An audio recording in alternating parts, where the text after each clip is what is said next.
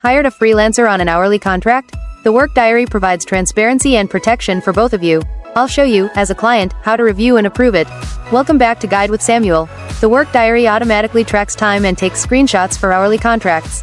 As a client, you can review this diary before the weekly invoice is generated. You can see the total hours logged, the memos written for each work segment, and the periodic screenshots.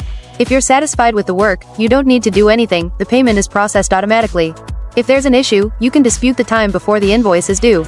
A crucial pro tip: set clear expectations about activity levels. The Work Diary tracks keyboard and mouse activity. Let your freelancer know if you expect continuous activity or if it's normal to have thinking time between actions. This prevents misunderstandings about what active work looks like.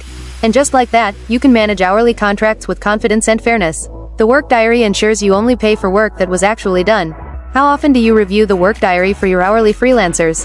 For your final question, subscribe for our next video on how to pay an invoice on Upwork. Thanks for watching.